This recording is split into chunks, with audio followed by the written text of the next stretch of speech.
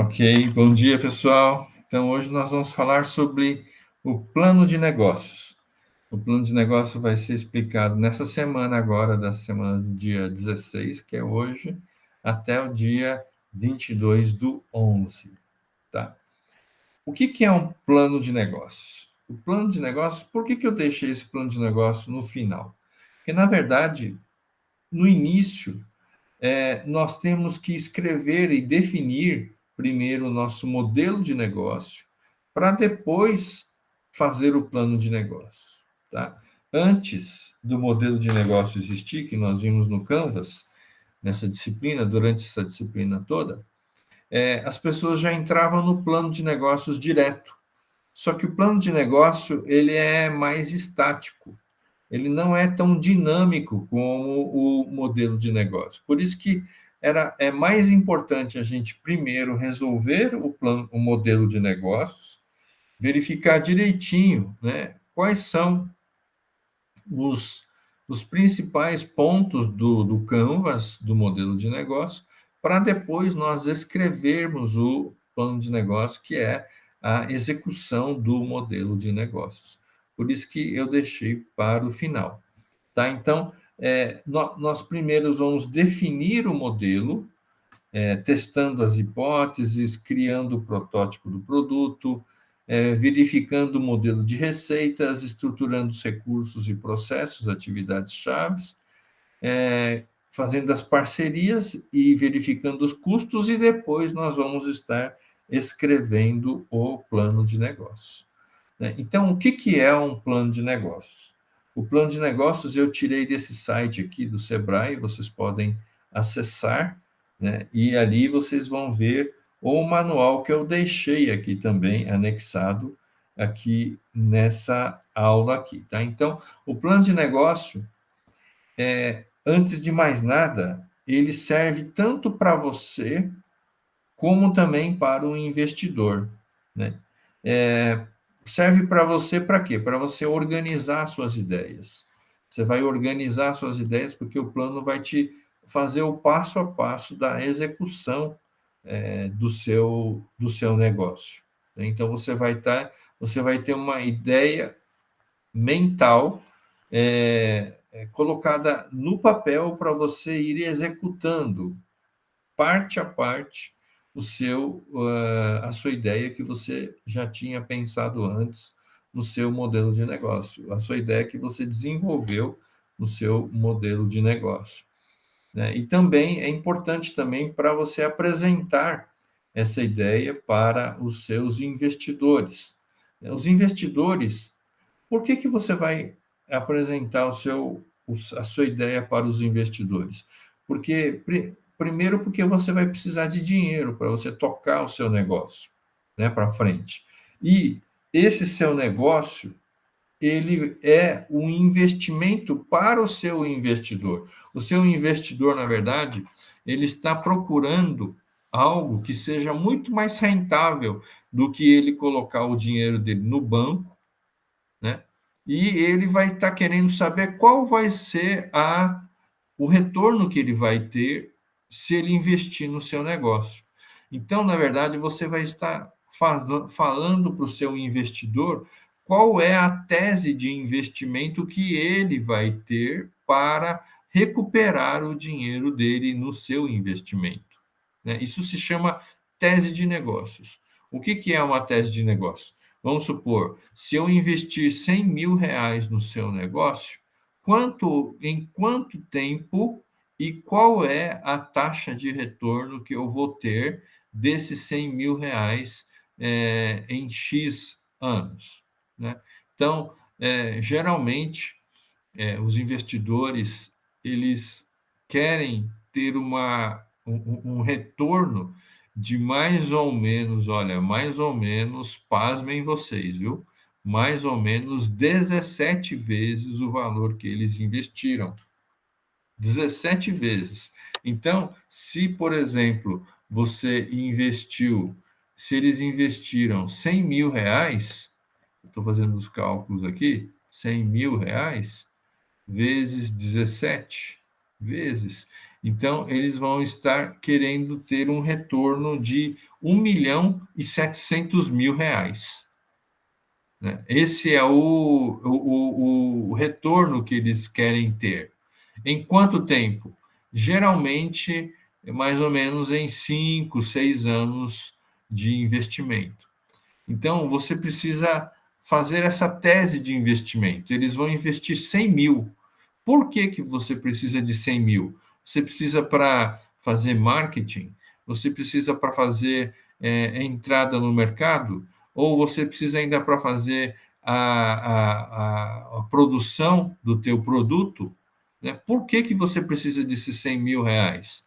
Né? Então, você vai ter que explicar as razões por quê. Né? Então, geralmente, quando você está fazendo um produto, né, e ainda não tem mercado para isso, geralmente os investidores eles tendem a investir menos. Por quê? Porque você nem tem produto ainda. Né? Então, o risco ainda é muito maior. Eu expliquei nas aulas anteriores, né, sobre as rodadas de investimento. Né? Então, quanto mais cru é o seu negócio, quanto mais inicial, na fase inicial esteja o seu negócio, ou seja, você nem tem produto ainda, você ainda está desenvolvendo o seu produto, você ainda está na sua ideia, maior é o risco. Então, ele vai investir menos. Né? E se você já tiver um produto pronto, já está entrando no mercado e precisa desenvolver o mercado, então você vai conseguir ter um maior investimento, mas também é, eles vão estar com uma expectativa de ter melhores rendimentos de lucratividade e retorno em cima do investimento que eles fizeram. É isso que você vai colocar no plano de negócio, a sua tese de investimento. Eu estou pedindo esse dinheiro para quê? O que eu vou fazer com o dinheiro que eu estou pedindo emprestado? Né? Que eu tô, não é que é dinheiro emprestado, que eu estou chamando esse capital dos investidores. Para que eu estou pegando, captando esses recursos? E qual é a taxa de retorno que os meus investidores vão ter através desse dinheiro que eles vão estar investindo? Faz sentido para vocês essa questão que eu estou falando agora de tese de investimento e retorno sobre o investimento para um investidor? Faz sentido? Sim, quanto mais o investidor demora para investir, menor é o retorno dele, né? Pela curva de que os preços tendem a atingir um pico e estabilizar, ou isso não é correto? Qual curva que você está falando? Então, por exemplo, quando a gente olha o mercado secundário, ou uma Uhum. ação de uma empresa, Uhum. as startups, assim, elas têm uma probabilidade de ter um retorno altíssimo muito grande. Mas Certo. quando essas empresas elas ficam grandes, a gente Uhum. não vê a gente vê uma estabilidade de valores nas curvas, né? A não Uhum. ser que tenha uma modificação de estrutural, algo muito grande, você não vê uma mudança no valor da empresa. Então, o investidor que ele entra depois, ele tem a probabilidade de um menor retorno? Entendi. Aí você já está falando. Existem, na verdade, vários níveis de investimentos. Eu já falei isso aqui, mas anteriormente, mas vamos lá, vamos falar, vamos ver de novo aqui, né? Existe esses níveis de investimento. Então, os investidores que entram aqui nessa primeira fase aqui do capital semente, né? Os angels, eles vão entrar numa fase extremamente difícil da empresa, porque a empresa ainda está investindo bastante, ele ainda nem cruzou esse abismo, que esse abismo acontece quando? Quando eu tenho esses primeiros mercados aqui, os inovadores e os adotadores iniciais, adotantes iniciais, que fazem mais ou menos uns 15% do mercado, mas esse 15% do mercado é pouco para você. Então, você precisa atingir o mercado pragmático. Mas para você sair desses primeiros estágios aqui da curva do ciclo de vida do produto para atingir essa maioridade, essa, esse mercado principal aqui, que é a grande maioria inicial, a maioria inicial, que tem mais ou menos aí uns 34% do mercado, você precisa passar esse abismo, que é um buraco, né? É um abismo. Por quê? Porque tem vários desafios que você precisa passar para fazer com que o seu produto chegue até o mercado principal. O pessoal ainda não conhece o teu produto, o pessoal não conhece a tua marca. Você, se for uma inovação, eles não sabem para que serve. Então, você precisa criar todo esse mercado. Você precisa fazer com que as pessoas conheçam o seu produto, experimentem o seu produto, vejam a qualidade, vejam a eficácia do seu produto ou do teu serviço, e aí finalmente eles venham a adotar. Então, como eu falei aqui, em em termos de expectativas, se for uma inovação, no começo a tecnologia promete muito, mas a partir do momento em que você começa a usar, essa expectativa ela despenca, porque ela percebe, porque o cliente percebe que você não está entregando tudo aquilo que você tinha prometido, né? E vocês podem perceber que essas expectativas aqui, eles afundam justamente no abismo, né? Então, e esse abismo, ao mesmo tempo, é, em termos de dinheiro, de recurso, ele está justamente aqui, ó, nessa fase aqui do Vale da Morte. Então, você está investindo, investindo, investindo, investindo, você não está tendo retorno nenhum ainda, e você precisa começar a vender. Mas como é que você vai começar a vender se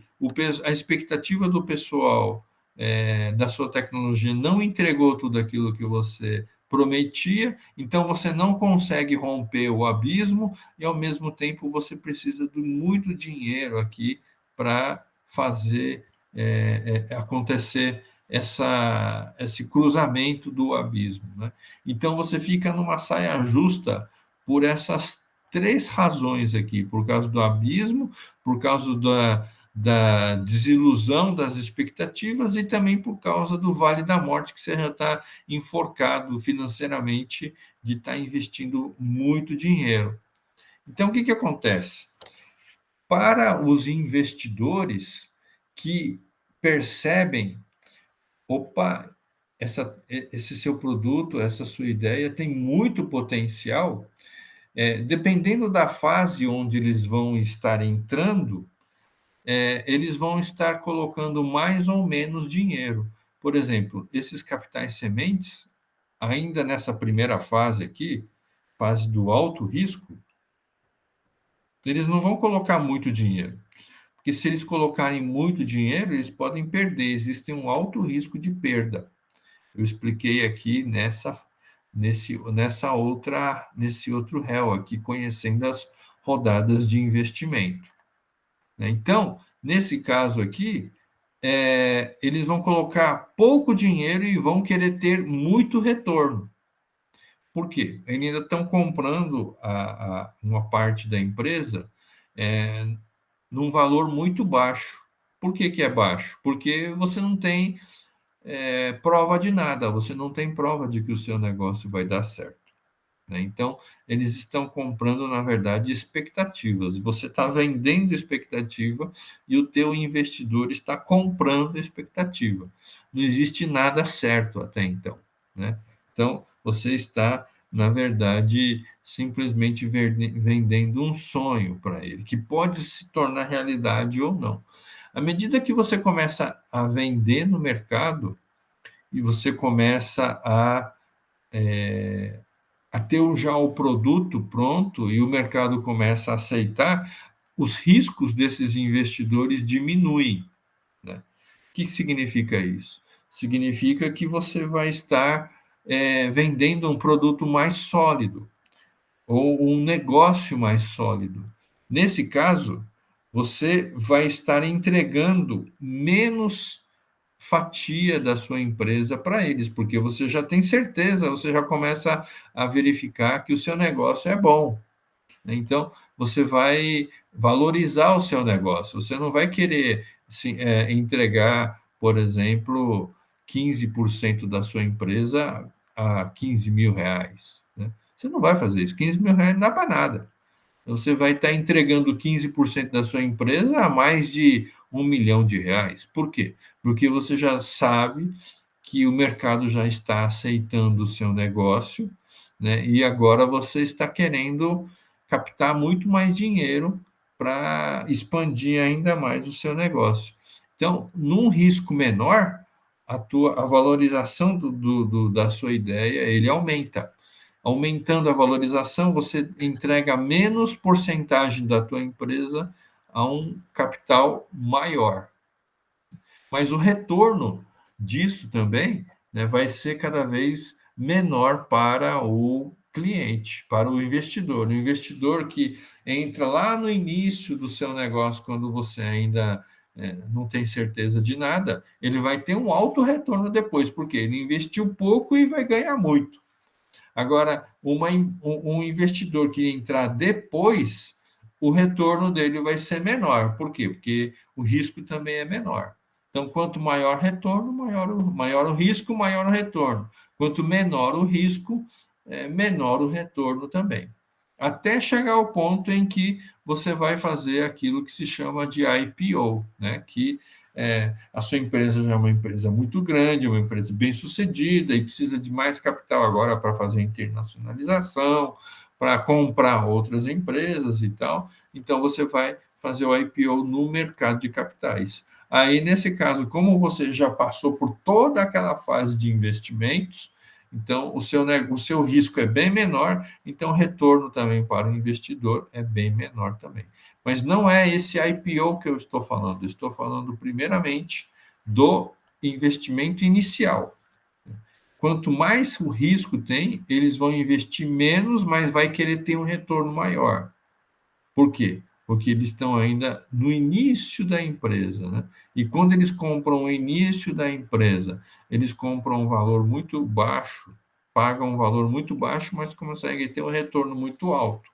Mas como eu expliquei nessa aula aqui, né, das fases dos investimentos, vejam bem, esse aqui foi uma pesquisa que foi feita nas várias startups, né? Então, de 1.066 startups que foram investidas no pré-seed e no seed, ou seja, no pré-capital semente e no capital semente, apenas 281 foi para a série A, que eu já expliquei o que é. O investimento série A é um investimento já de venture capital, né, que eles vão investir um pouco maior, né, em termos de valores, né, vão investir mais, mas você vai vender menos share para eles. E assim vai, série B, série C, série D, até chegar no IPO, por exemplo.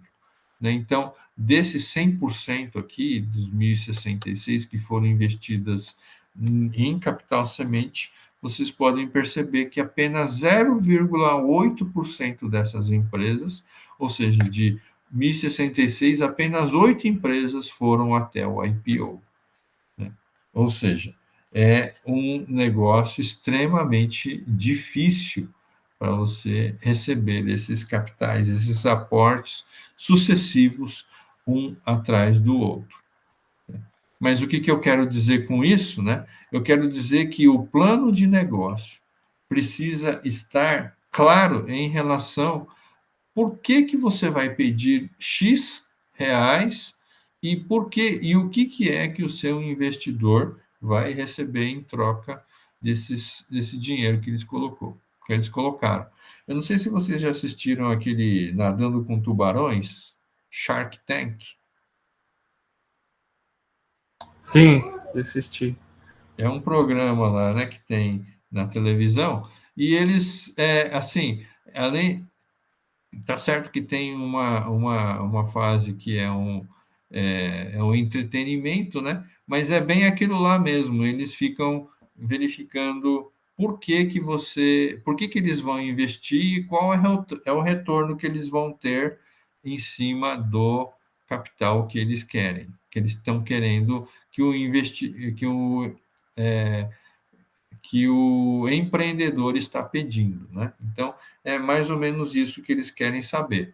E aí eles vão lá e fazem um pitch, e de acordo com o pitch que eles fizerem, eles vão ou não investir, né? É assim que funciona. Tá bom? Então, nesse plano de negócio, vocês vão colocar essa tese de investimento, por que vocês querem captar esse recurso e o que é que eles vão ter de retorno. Então, o plano de negócio é um documento que ele vai descrever esses objetivos de negócios e quais são os passos que vão ser dados, diminuindo os riscos e as incertezas. Tá? Então, o plano de negócio permite identificar, né, e corrigir e tentar minimizar, restringir ao máximo o erro ainda na fase do papel, ao invés de cometer o erro no mercado. É também como se fosse o modelo de negócios. Mas o modelo de negócio, você pensa no negócio como um todo primeiro, você vai validando as ideias primeiro e depois você vai colocar no papel, no plano de negócios. Tá? Então, aqui o plano de negócio é importante para organizar as ideias, para orientar a expansão das empresas já em atividade, apoia a administração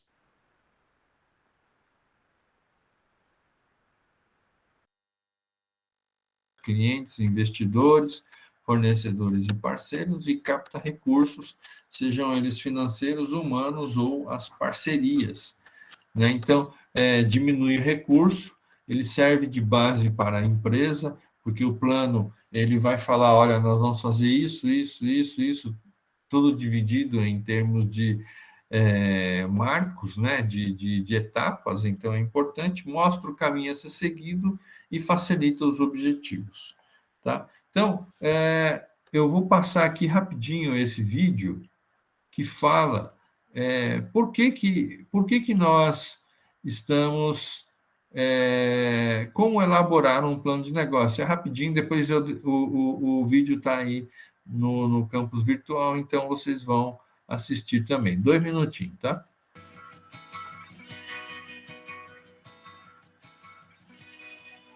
Olá! Se você pensa em abrir um negócio, com certeza sua intenção é que tudo dê certo, não é mesmo? Mas para que isso ocorra, é necessário fazer um bom planejamento. Para ajudá-lo nisso, existe o plano de negócio. Através dele, você poderá concluir se sua ideia é viável e, assim, buscar informações mais detalhadas sobre o seu ramo, os produtos e serviços que irá oferecer, seus clientes, concorrentes, fornecedores e, principalmente, sobre os pontos fortes e fracos do seu negócio. O plano te ajudará a responder a seguinte pergunta: vale a pena abrir, manter ou ampliar o meu negócio? E claro, quanto mais você conhecer sobre o mercado e sobre o ramo no qual pretende atuar, mais bem feito será o seu plano. As informações são a matéria-prima de qualquer plano de negócio. Portanto, pesquise e procure conhecer tudo sobre a área em que deseja atuar ou na qual já empreende. Elas podem ser obtidas em jornais, revistas, livros, entre outros. O plano de negócio não é um instrumento rígido. É preciso atualizá-lo conforme o negócio e o seu mercado forem mudando. Uma dica para elaborar seu plano é: quanto mais detalhado e centrado em pesquisas consistentes ele for, melhores serão os seus resultados. Além disso, procure fazê-lo de modo organizado. Assim, sempre que precisar consultá-lo, será mais fácil encontrar a informação que deseja.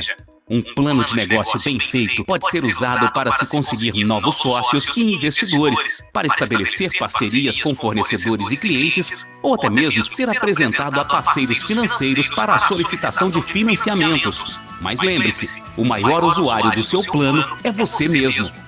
A preparação de um plano de negócio é uma tarefa que exige dedicação, comprometimento e pesquisa, e é fundamental para o sucesso do empreendimento.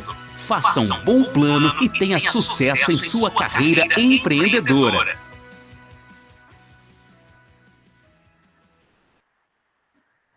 Maravilha. Deixa eu compartilhar aqui de novo. Na janela. Peraí.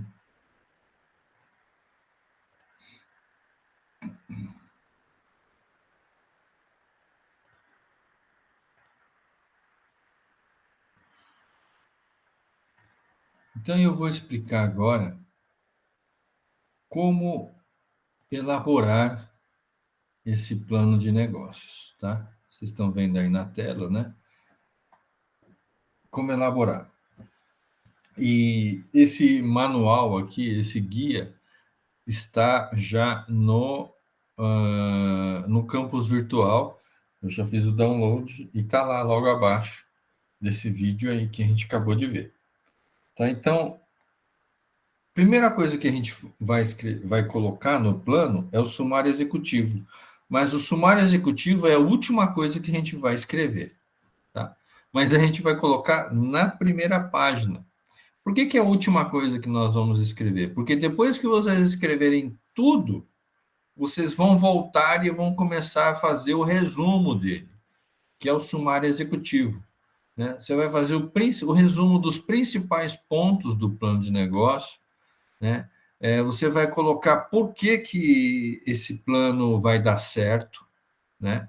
Vocês vão colocar os dados dos empreendedores, experiência profissional e atribuições de cada um de forma sucinta, né? Vocês vão... Por que a equipe das pessoas que vão organizar ou fazer o plano acontecer é importante? Nas várias vezes que eu já participei de PITs, de apresentações, as pessoas estão muito mais interessadas na equipe do que propriamente dita na ideia. Parece contrassenso, né? Mas, na verdade, a ideia pode ser mudada a qualquer momento. A ideia pode ser pivotada a qualquer momento. Mas a equipe que vai executar, não. Né? Então, eles estão muito mais preocupados em saber quem é a equipe do que a ideia. Olha que interessante. Né? Então, a gente precisa colocar aqui o nome da equipe e o que cada um vai agregar dentro da sua equipe para que essa equipe seja uma equipe muito boa. Né? Se os investidores ou as pessoas que estão ouvindo o plano conseguem entender que a equipe é uma equipe extremamente capacitada e essa equipe ela tem potencial para fazer o negócio funcionar, você já tem um ganho a mais de possibilidade de conseguir realizar o seu plano. Né? Então, ela vem logo em seguida aqui, o resumo executivo. Depois você vai colocar os dados do empreendimento, a missão da empresa, né? Os setores e atividades, a forma jurídica, enquadramento tributário, capital social e a fonte de recursos. Tá? Então, essa aqui é o plano, é o sumário executivo que vem na primeira, depois da capa do plano, é o segundo ponto em que você vai ver. Então, as pessoas que leem o sumário executivo, que é o resumo do negócio, já sabem, tá. Então, qual que é o negócio que ele está querendo fazer? Tá, beleza. Então, eles querem adotar esse tipo de... eles querem atingir essa necessidade do mercado, esse mercado ele tem um tamanho X, né? Então, você vai ter um retorno sobre esse mercado, eles vão estar executando através dessa equipe, e eles vão estar fazendo a empresa nessa forma jurídica e tal. Ah, legal, entendi. Então, tem aqui o capital social de cada sócio, cada sócio está entrando com X% da empresa, e essas fontes de recursos vão vindo aqui. Ah, tá, entendi. Então, eles vão ler o resumo executivo e eles vão descartar ou não de ler o resto. Essa é a importância do resumo executivo. Então, se o resumo executivo estiver bem escrito, ele vai dar continuidade da leitura do restante. Se o resumo executivo não estiver bem escrito, ou seja, se você não conseguir condensar a sua ideia no resumo executivo, dizer por que a sua ideia é importante, dizer por que a sua equipe é possível de conquistar essa ideia, fazer acontecer essa ideia, os caras nem leem mais, porque eles percebem que o plano de negócio não está bem elaborado. Por isso, pessoal, escrevam o resumo, o sumário executivo no final de tudo. Tá? Vai revisando ponto a ponto. Depois que vocês terminaram tudo, vocês vão no resumo executivo e façam aquela apresentação do seu negócio para as pessoas que vão estar lendo. Porque se o resumo executivo é a primeira triagem se as pessoas vão continuar lendo ou não o seu plano de negócio. Beleza? Alguma dúvida até aqui?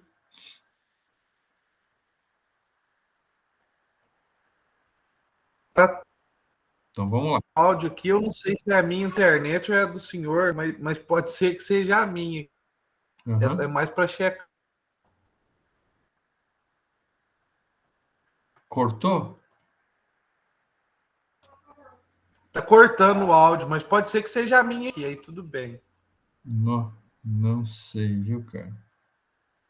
Deixa eu ver. Estou tentando aqui, eu vou tentar fechar o máximo possível de abas aqui. Vamos lá. Você tem alguma dúvida até aqui do resumo executivo? Não, senhor. Então, vamos lá. Então, o que é que... Eu já expliquei, né? Os resumos dos principais pontos do plano de negócio aqui, né? No resumo executivo. O que é o seu negócio? Quais são os principais produtos e serviços? Quem são os seus clientes? Onde será localizada a sua empresa? O montante de capital a ser investido? Faturamento mensal? Lucro esperado? E quanto tempo que espera que o capital investido retorne? Então, esses pontos aqui, além desses daqui de cima, de forma muito sucinta, é que deve ficar no plano, no resumo executivo, tá? No sumário executivo. Então, vocês podem ver aqui nesse manual que todas as vezes que tem um conceito, ele aparece aqui a hora de praticar. Então, aqui você vai colocar, faça um resumo dos principais pontos do seu plano. Então, você vai vir aqui e vai escrever aqui quais são os pontos principais do seu plano, né, que vai fazer com que esses pontos sejam abordados no sumário executivo do seu plano de negócio. Tá? Então, esse manual é bem legal porque ele tem a parte teórica e logo em seguida já vem a parte prática. Então, vocês já podem ir escrevendo aqui o seu plano. E quando você ler esse manual inteiro, você já vai estar com o seu plano já totalmente escrito, tá bom? Então, é isso que é bacana. E aí, então, vocês vão ter aqui um índice de viabilidade, a lucratividade, a rentabilidade, o prazo de retorno do investimento e o ponto de equilíbrio, tá? Tudo calculado aqui. Depois eu vou entrar em cada uma delas com um pouco mais de detalhes. Essa parte financeira é uma parte mais complicada que eu fiquei pensando, né? Como é que eu vou explicar para vocês essa parte de cálculos, né? E eu não consegui pensar exatamente e direito ainda como é que eu entraria nessas questões financeiras. Então, eu vou deixar a desejar um pouco nessa parte, viu, pessoal? Vocês me desculpem, porque eu não sei como é que eu vou explicar, por exemplo, um ponto de equilíbrio sem escrever na lousa, sem explicar direito. Como é que eu vou fazer um demonstrativo de resultado do exercício, um DRE, sem estar explicando na lousa, né? Então, eu vou desejar, eu vou ficar em falta nessa parte um pouco mais financeira, mas ela é mais técnica também, mas é bem técnica. Então, eu vou ficar a desejar, mas eu vou colocar os links aqui para que vocês possam acessar cada uma delas, tá? Mas eu vou estar explicando de uma maneira bem rápida, bem sucinta. Depois, se vocês quiserem mais informações, vocês podem entrar nos links que eu vou estar deixando, ou então vocês podem entrar em contato comigo, que depois eu posso explicar melhor cada parte financeira. Beleza? Então, aí os dados dos empreendedores de experiência profissional, né, aqui você vai colocar esses dados dos responsáveis, né? E você vai ver aquilo que se chama competências. Quais são as competências de cada sócio, né? Por exemplo, quando eu participava numa sociedade da Tebit, por exemplo, eu cuidava da parte administrativa, a parte estratégica, e os meus sócios cuidavam da parte de tecnologia. Eles é quem desenvolviam o produto e faziam toda a parte tanto a parte de checagem do hardware como do software, e eu entrava com a expertise de mercado, né? Então, de estratégia. Então, quando se fez esse casamento, é que o negócio deu certo, porque geralmente quando se fala em empreendedorismo, o povo pensa muito em produto, mas não pensa em mercado. No nosso caso, tanto o produto como o mercado, eles casaram-se muito bem e deram certo, porque teve esse apoio dos dois lados, tanto do mercado como também do produto. Então, vocês precisam colocar isso, né? E, se for o caso, vocês vão colocar aqui quanto cada sócio vai retirar de salário, que se chama Prolabore, né? Como é que vai ser feita a distribuição dos lucros, né?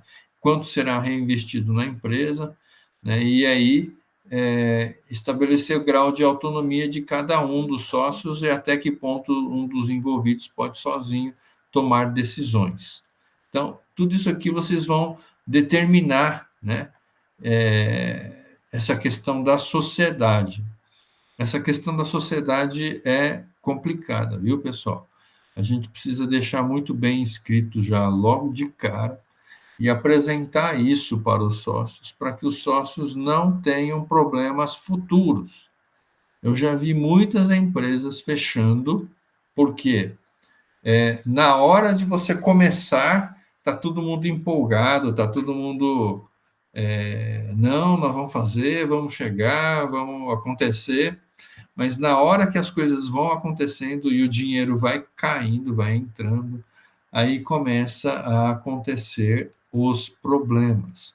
Os problemas acontecem quando dá certo, quando o negócio dá certo, né? Porque começa a entrar muito dinheiro, ou entrar dinheiro, e depois não foi estabelecido lá no início o quanto cada um iria receber, né? O quanto cada um iria oferecer.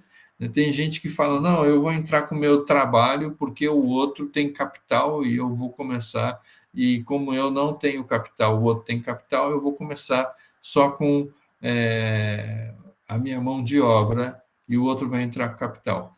Aí você trabalha, o outro que não trabalhou fica com 50% do lucro e você fica com 50%. E aí você vai começar a dizer o seguinte, pô, mas quem está trabalhando sou eu, o outro só entrou com capital. Né? Então, vai haver esse tipo de conflito no meio do caminho, se der certo. Né? Se o dinheiro começar a dar certo, se o seu negócio começar a dar certo. Então, deixe isso muito bem escrito, desde o início, combinado, para que não haja problemas no seu negócio. Beleza? Isso é muito importante, e isso não é difícil de acontecer, muito pelo contrário, esses tipos de conflitos acontecem a todo instante, tá bom?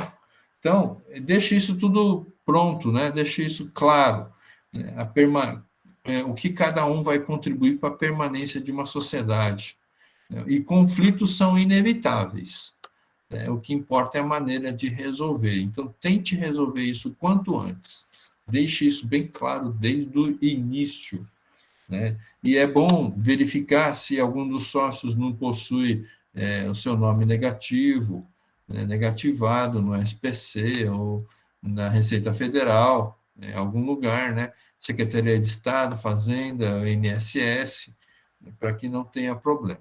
Então, aqui na hora de praticar, você vai colocar o nome dos sócios, né? E a competência de cada um, breve currículo de cada um, dizendo, olha, esse sócio 1 vai ficar responsável por desenvolver o software, o sócio 2 vai ficar responsável por desenvolver a parte do mercado, né? O sócio 3 vai ficar responsável pela parte de desenvolver a produção, e assim vai. Então, a gente precisa estar detalhando cada uma delas. Bom, dados do empreendimento.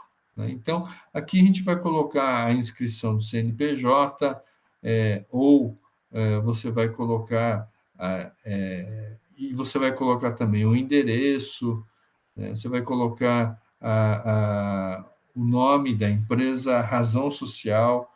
Então, a razão social, na verdade, a gente já viu uma aula como abrir uma empresa de modo formal. Então, a gente vai consultar um contador, e esse contador é que vai estar auxiliando toda essa questão de nome fantasia, CNPJ, as autorizações na Receita Federal, Receita Estadual e Receita Municipal, até você ter o CNPJ, a inscrição estadual e a inscrição municipal. Né? A gente viu isso já em aula anterior. Tá? Então, a gente vai colocar aqui, nos dados do empreendimento. A missão da empresa, a gente vai colocar aqui qual é o seu negócio. Por quê? Para que você existe? Um exemplo aqui, né, de missão, uma empresa de alimentos, a missão dela é servir alimentos saborosos e de qualidade com rapidez e simpatia em um ambiente limpo e agradável. Vamos ver aqui, por exemplo, uma outra missão aqui de uma empresa daqui de Lavras mesmo, chamada Vidaveg, por exemplo. É uma empresa que foi constituída aqui em Lavras, né? E ela, como é que eu posso dizer? Ela começou com uma ideia, né? E a missão dela é esse aqui, ó. Peraí.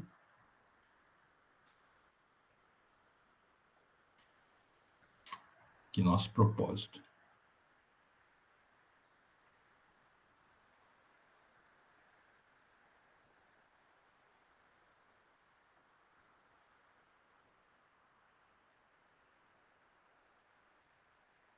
Aqui.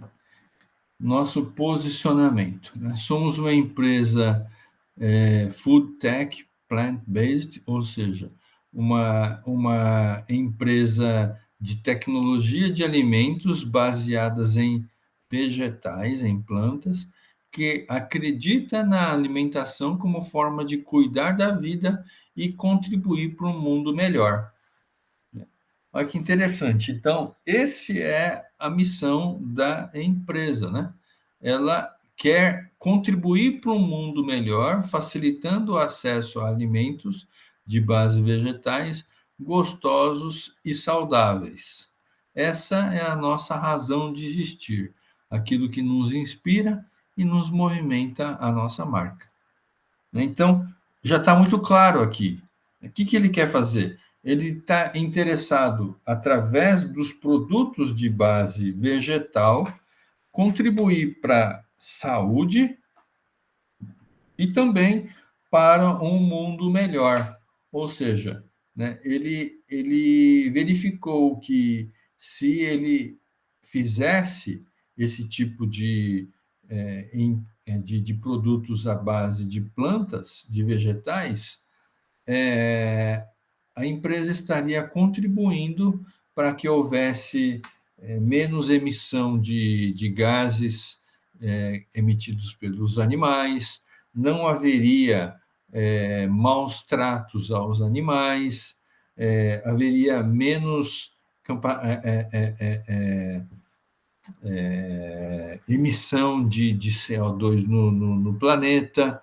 Então, através de produtos de base vegetal, eles conseguiriam tanto melhorar a saúde humana, quanto também melhorar o meio ambiente, né? Então, essa é a missão da empresa, né? Então, ela colocou dessa forma, através desses produtos que eles estão fazendo. Então, eles deixaram muito claro isso, né? E aí tem aqui o nosso diferencial, né? Que eles fazem produtos veganos, de leite, soja, iogurte, queijo, através requeijões, cremes, manteigas, hambúrguer, através de produtos de origem vegetal, ingredientes selecionados, embalagem reciclável e tal, né? Então, eles estão colocando aqui essas questões, né?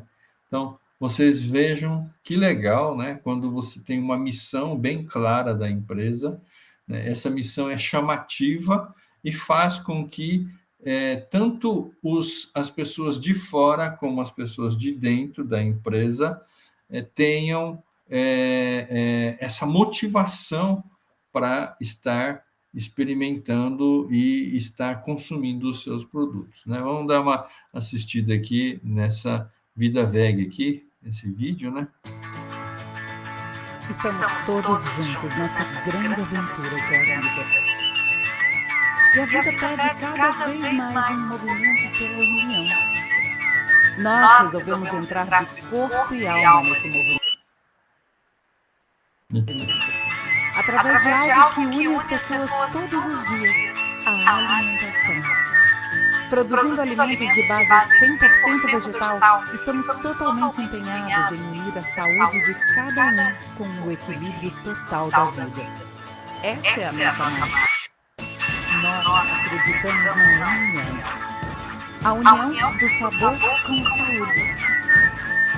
Do ser humano com o planeta. Dos veganos com os que não são veganos. Do vegetal com o nutritivo. Da tecnologia com a natureza.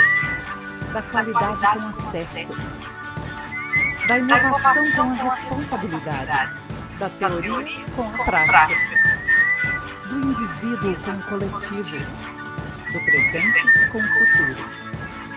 Estamos motivados e unidos para levar esse movimento adiante. Para isso, pesquisamos, inovamos, nos aprimoramos, compartilhamos ideias e, acima de tudo, mantemos nossa sintonia com você e com todos, absolutamente todos que fazem parte dessa jornada.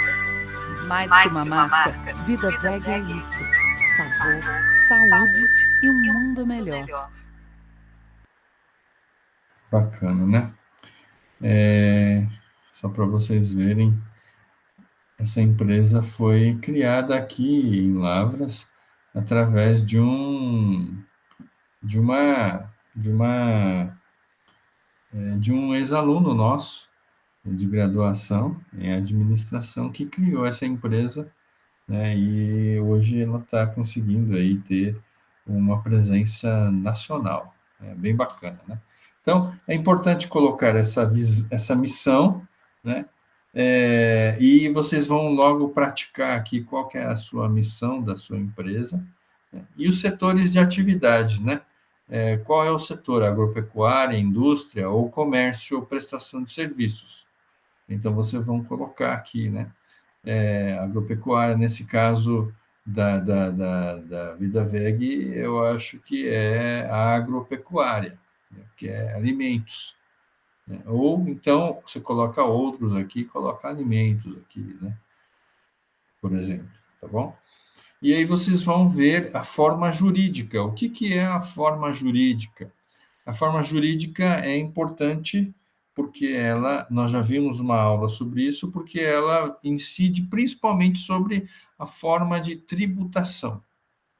Como é que os tributos vocês vão ser cobrados através dos tributos? Você pode ser um microempreendedor individual, um MEI, que você vai pagar uma taxa apenas, né? Bem básica, deve ser na faixa aí de uns R$ 80, entre 50 e R$ 80 por mês, e vai ter e você já vai estar liberado o seu CNPJ para trabalhar, você vai ter o seu CNPJ para lançar as notas fiscais, né?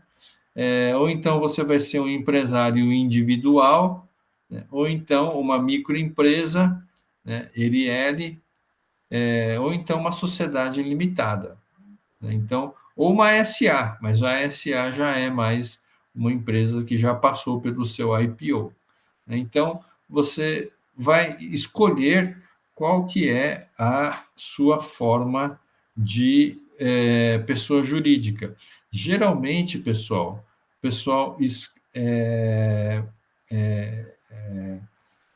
ele opta por aquilo que se chama por aquilo que eles chamam de simples nacional. O que é um simples nacional, né? Simples nacional, você vai pagar todos os impostos, tanto federais, municipais, como estaduais, em um único, um único tributo, chamado Simples Nacional. Tá? Esse Simples Nacional, você vai pagar de acordo com a sua receita bruta anual, né? Então, se a sua receita bruta anual é abaixo de 360 mil, é uma taxa. E vai de acordo com o seu setor de atuação. Se você for numa indústria, você vai pagar um pouco a mais. Você vai pagar. Agora, não sei, existem tabelas que vocês vão pagar de acordo com o tipo de acordo com a sua receita bruta e também de acordo com o tipo da sua atividade. Então, se você vier aqui, né, por exemplo, e colocar aqui Simples Nacional, tabela, vocês vão ver as tabelas atualizadas desse Simples Nacional, tá? Então, vocês vão ver o que é um Simples, e aí você vem aqui, né? Faturamento máximo do MEI, microempreendedor individual, 81 mil, microempresa, 360 mil, empresa de pequeno porte, 4,8 milhões de faturamento ao ano. E aí vem as várias tabelas aqui, por exemplo, né? Numa tabela de comércio, de loja, terceiro setor, né? Não é indústria, mas é comércio, desculpa, é o segundo setor, é o comércio. Então, se você fatura até 180 mil em 12 meses, então você só vai pagar 4%, né? E zero de desconto. De 180 mil a 360 mil em 12 meses, você vai pagar 7,5% do faturamento. E ainda vai ter um desconto aqui de 5.940 em cima desses 7,5%, né? E assim vai. né, de 360 mil a 720 mil, 9,5%, vai ter esse desconto, né? Até chegar aqui de 3 milhões e 600 a 4 milhões e 800, que é um EPP, né? Empresa de pequeno porte, a gente viu antes lá, você vai pagar 19% de imposto, mas vai ter aqui 378 mil de abatimento, né? Ou seja, deixa eu calcular aqui, se você tem 4 milhões e 800 e vai pagar 19% de imposto, né? Só para vocês terem uma ideia aqui, 4 milhões e 800 mil vezes 0,19%, você vai pagar 912 mil reais de impostos, tá? Só que você vai tirar aqui 378, então menos 378 mil. Opa, não, eu errei aqui. 912 mil. 912 mil menos 378 mil, você vai pagar, então,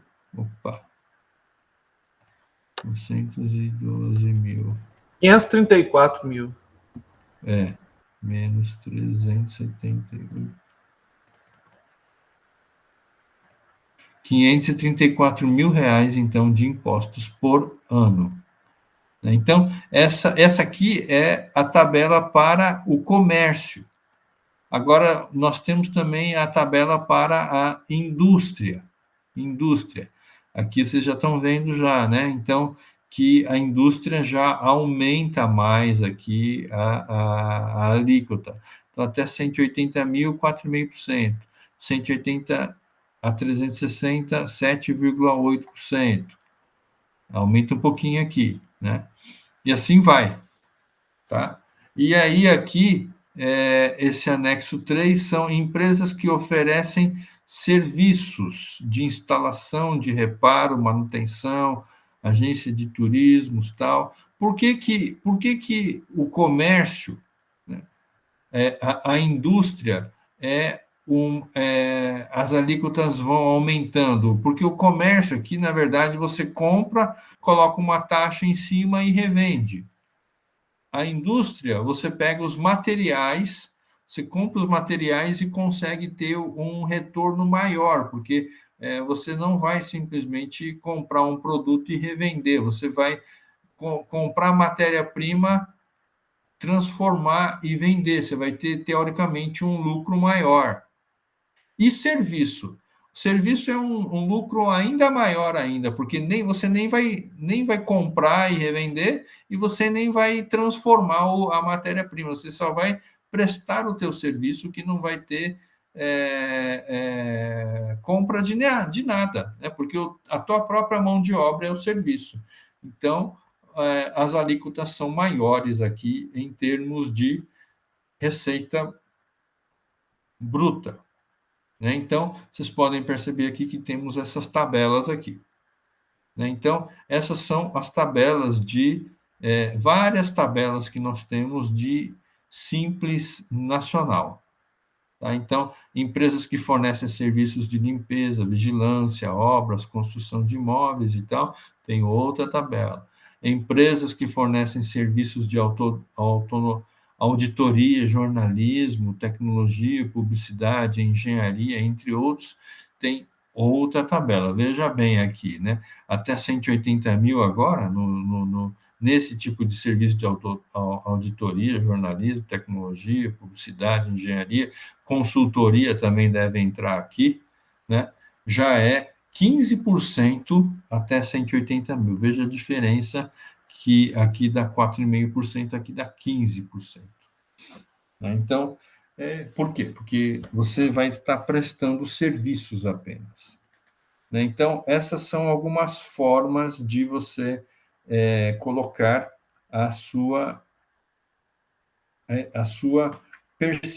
o seu percentual de enquadramento tributário. Então, é importante a gente verificar se você está comercializando alguma coisa, então coloca como comércio. Se você está produzindo algo, você coloca como indústria. Mas se você está simplesmente prestando serviço, você vai colocar como prestação de serviço. As alíquotas vão mudar, mas tome cuidado, tá? Porque se você for colocar como indústria, você vai ter que pagar depois algo que se chama IPI, né? Imposto sobre Produtos Industrializados. Né? Então, ou então, se você for fazer um comércio, né, você vai ter que realmente verificar se você somente vai comercializar, se você não vai prestar algum serviço e tal. Né? Então, quem vai definir isso vai ser você e o seu contador. Então, fique esperto com isso na hora de você enquadrar a sua empresa nesses regimes tributários, tá bom? Então, o Simples Nacional, eles vão abranger todos esses impostos aqui: imposto de renda à pessoa jurídica, contribuição social sobre lucro líquido, o PIS, PASEP, o COFINS, o imposto sobre produto industrializado, IPI, o imposto sobre circulação de mercadoria e serviço, ou então o imposto sobre serviços, que é o ISS municipal, e a contribuição social. Né? Então, todos eles vão estar no Simples Nacional, de acordo com aquela tabela que a gente viu agora. Então, o Simples é um negócio muito bacana, viu, pessoal? Uma vez que você optou pelo Simples no início do ano fiscal, você vai até o final do ano fiscal. Lembrando, pessoal, que se você optou por uma das categorias, dependendo do teu faturamento, você vai pagar 30% do teu imposto. Então, às vezes, nem compensa você ser Simples Nacional, porque 30% do seu imposto, aqui, se você for faturar entre 3 milhões e 3 milhões e 600 a 4,8 milhões, é melhor você, inclusive, optar por outras formas de tributação que dá para você diminuir essa alíquota. Tá? Você pode perceber aqui que todas elas, nessa última faixa, ficam em torno de mais que 30%.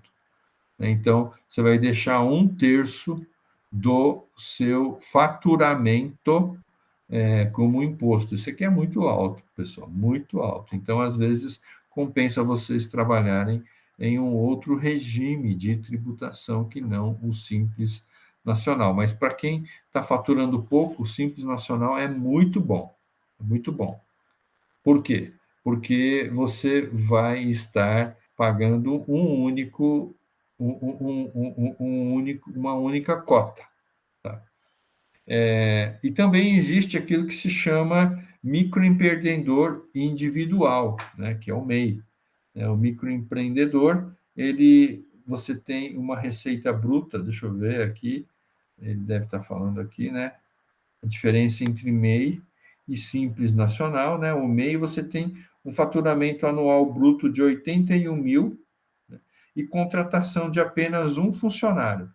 Então, se você fatura menos que 81 mil por ano, ou seja, você pega 81 e divide por 12, 81 mil dividido por 12, então você vai ter aí um faturamento mensal de 6 mil reais de faturamento, 6.750 reais de faturamento, e apenas um funcionário, então você vai poder fazer o MEI, né?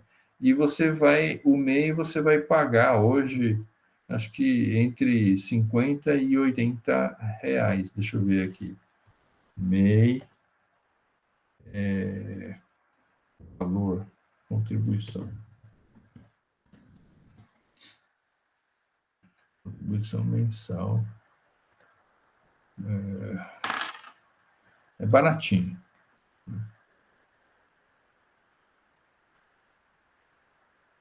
Cadê aqui? Pagamento. Deixa eu ver se vai aparecer. Eita.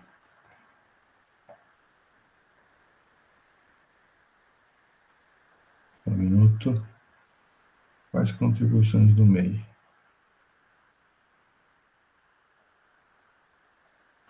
Então, a fim de contribuição, o valor, hoje você vai estar pagando 5% sobre o salário mínimo, então, a partir de janeiro de 2021, você vai pagar, então, R$ 55 mensais. E pronto, está resolvido.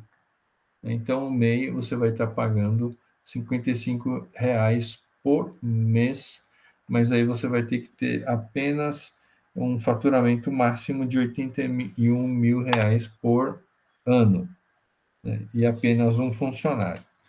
Tá? Então, você vai colocar aqui, então, optante pelo simples, sim ou não, e aí, se você for sim, então você vai pagar todos esses impostos aqui, IRPJ, o PIS, COFINS, CSLL, IPI, ICMS, ISS, tudo junto, tá bom?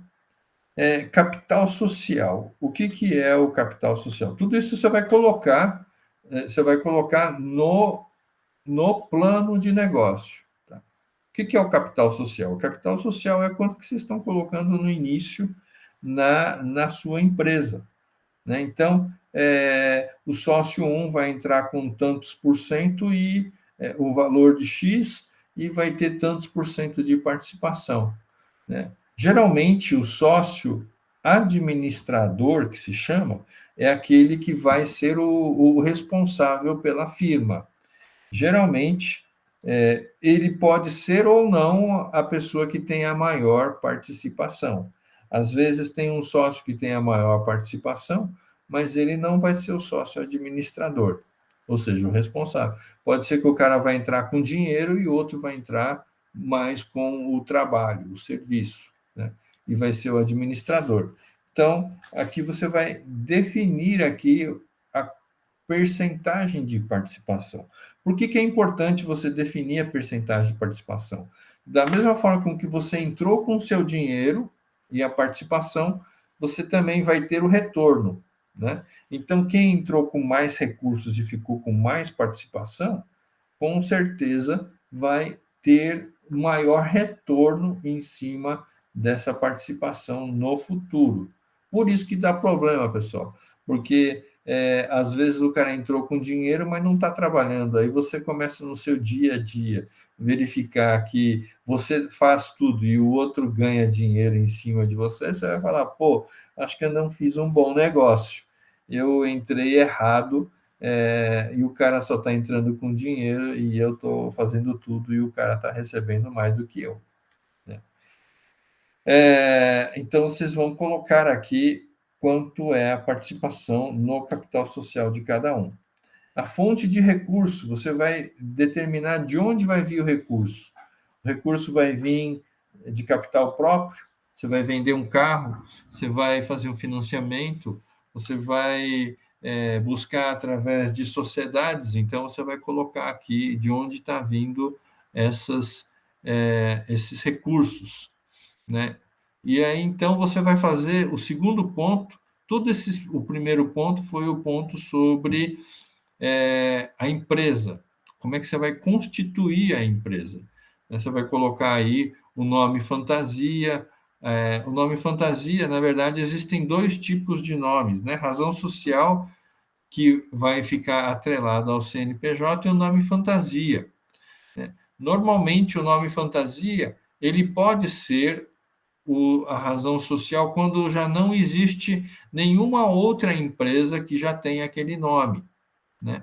Por exemplo, Coca-Cola é um nome fantasia, porque já existem várias distribuidoras de Coca, já existem várias empresas que querem usar Coca-Cola, e mais ainda, existe uma Coca-Cola principal, que é a empresa mãe de todas, que já tem um CNPJ no Brasil, nos Estados Unidos, principalmente.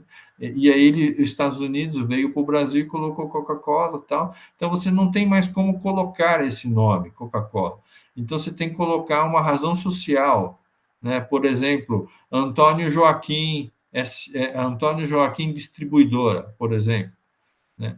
E aí ele tem um CNPJ com esse nome, Antônio Joaquim Distribuidora CNPJ, e nome fantasia, distribuidora de Coca-Cola.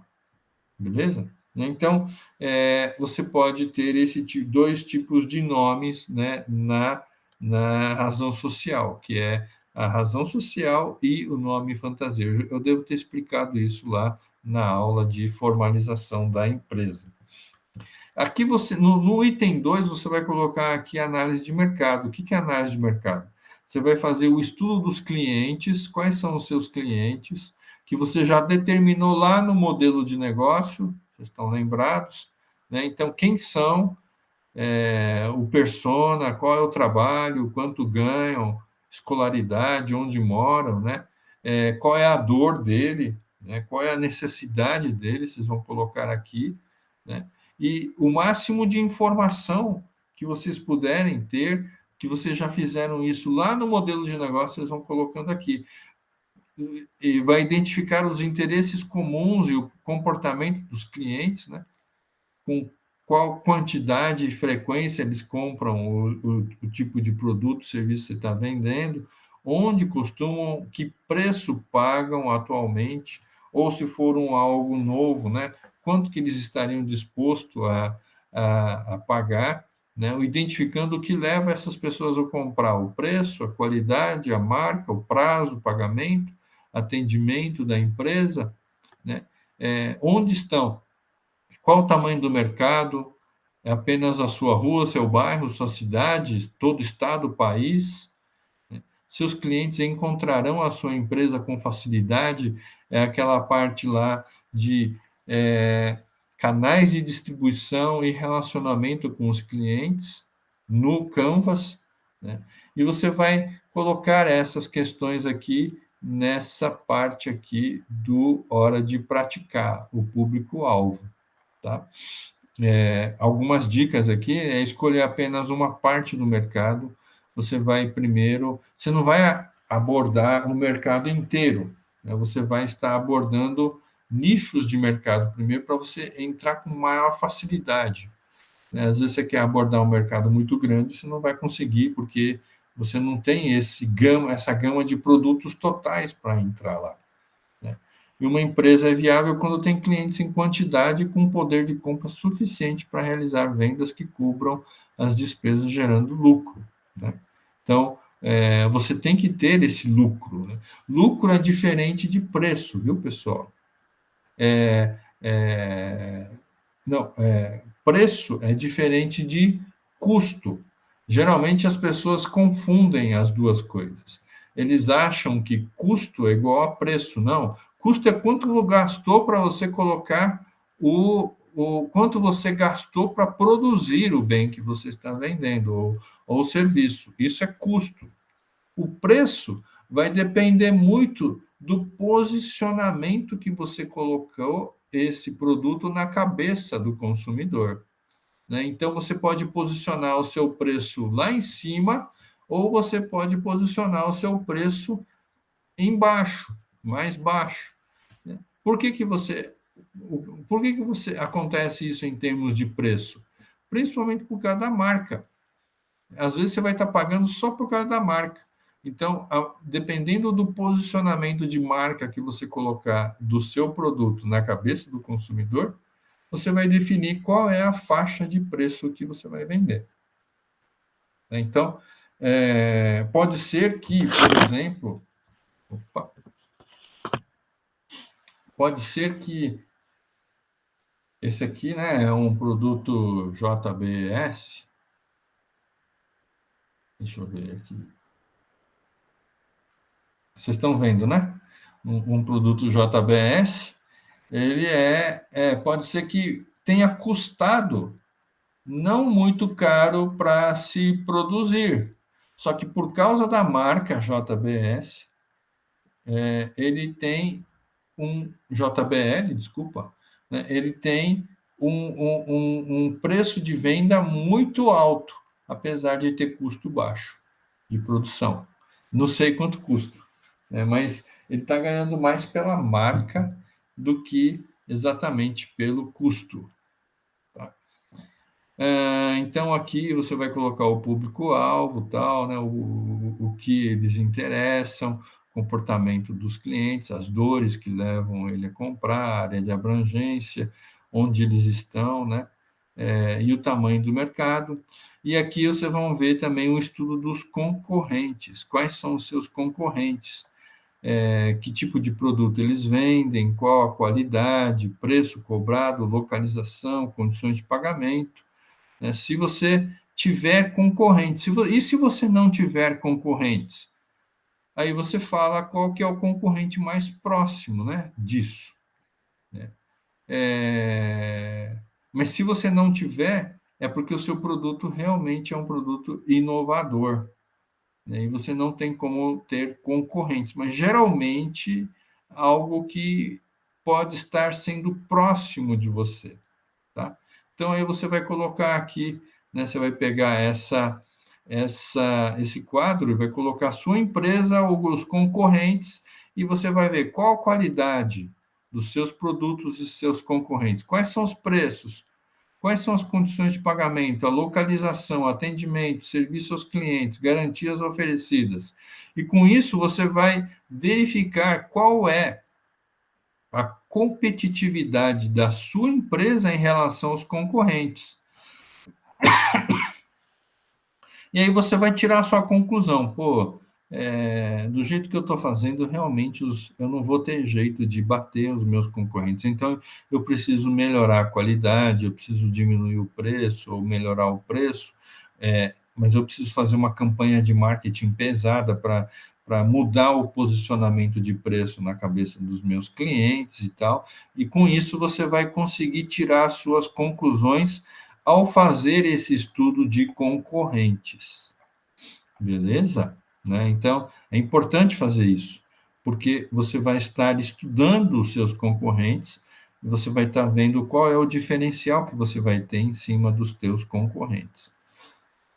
Fornecedores, é a mesma coisa, você vai listar aqui, né? Vai listar os vários fornecedores seus.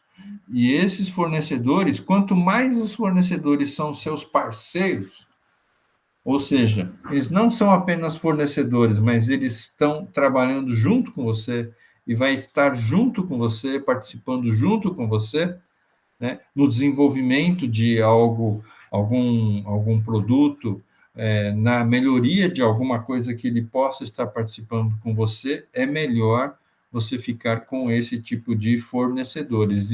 E alguns fornecedores chaves que você não pode perder, você faz uma parceria com eles, e essas parcerias são colocadas tudo lá no modelo de negócio, lá no campus parceiros chaves, tá bom? Então, aí você vai colocar aqui nessa tabela aqui sobre os seus fornecedores, né? E o terceiro item é o plano de marketing, que você vai colocar aqui seus principais produtos e serviços. Então, você colocou já lá no teu modelo de negócio qual é o valor que você vai estar entregando. O valor, o produto vai estar entregando esse valor. Então, aqui você vai colocar já algo que já está lá no seu modelo de negócio, vai colocar os produtos, né, e o valor que você vai estar entregando, o preço, o que eu acabei de dizer, né, como é que vai ser o seu preço? As estratégias promocionais. O que são as promoções? São, como é que eu posso dizer? São campanhas de curta duração em que você vai incentivar o consumo do seu produto, para ele ser mais conhecido no mercado. Então, você vai fazer propaganda, vai colocar na internet, amostra grátis, né, catálogos, tal, né? E vocês podem perceber aqui que, fazendo isso nesse manual, vocês vão fazendo passo a passo, né? Estrutura de comercialização, nós já vimos isso lá no Canvas também, nos canais de distribuição. Como é que você vai fazer para fazer e vai distribuir os seus produtos? Então, você vai colocar aqui a forma de distribuição, os canais de distribuição. Depois vocês podem ler aqui cada uma delas, vocês podem perceber que o manual é bem tranquilo, apesar de ter um número de páginas alto, mas ele é mais prático do que teórico, então rapidinho você lê e você vai colocando aqui na hora de praticar, tá? Localização do seu negócio, se você for algo que vai ser só pela internet, você não vai ter localização, mas você vai ter uma URL aqui, uma página da web, né?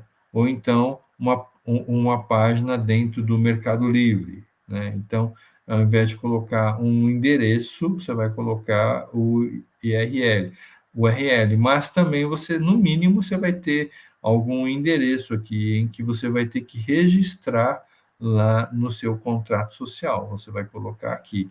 Se você for um ponto de vendas, que é importante, ou um ponto de produção, uma fábrica, aí você vai colocar por que você escolheu aquela localização, né?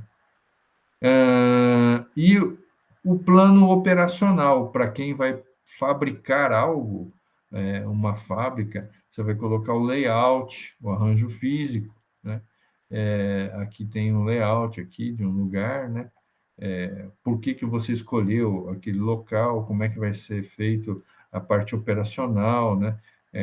Como é que você vai produzir, como é que você vai arranjar os equipamentos, o desperdício do retrabalho, etc., e você vai colocar aqui, tá? Agora, capacidade produtiva e comercial, né? Você vai ver qual é a sua capacidade de produção, de tal forma que você não vai deixar as suas máquinas com capacidade menor do que aquilo que ele pode produzir. Às vezes você tem muita ociosidade, né? Então é melhor diminuir o número de máquinas ou diminuir o número de pessoas. Você não vai ficar fazendo algo grande para não ter produção, tá? Então você vai colocar aqui, né? Para isso você vai ter que determinar o volume de comercialização e o volume de produção para ver se os dois são equivalentes. Não adianta você produzir muito e não vender. Também não adianta você vender muito e não produzir. Então, você vai ter que ver qual é a equivalência entre as duas partes, tá? Os processos operacionais, nós vimos aqui na parte de atividades chaves, que são os processos, né? E você vai descrever aqui quais são os processos, as atividades chaves que você vai ter. E a necessidade pessoal. Isso aqui é muito importante porque ele vai influenciar num custo fixo chamado custo fixo de mão de obra. Então, quanto mais pessoas você tiver, mais pessoas vocês estiverem empregando, maior vai ser o custo fixo de mão de obra mensal que vocês vão precisar. Então, vocês vão colocar aqui, né, nessa tabela, o cargo, função, quais são qualificações necessárias e o salário mensal ou por hora, né, que vocês vão colocar. E isso vai refletir no plano financeiro. O plano financeiro eu vou deixar para um outro ponto, que eu falei que é mais complicado, tá?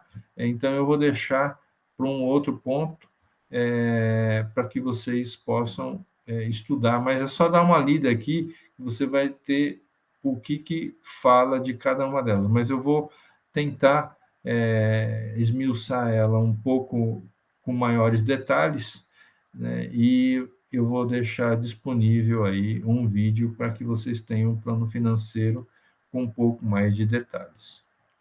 Tá bom? E, finalmente, aqui no final de tudo, vocês vão fazer uma análise SWOT, né, que é uma análise fofa, né? Forças, fraquezas, ameaças e oportunidades, tá? Isso é uma análise do SWOT.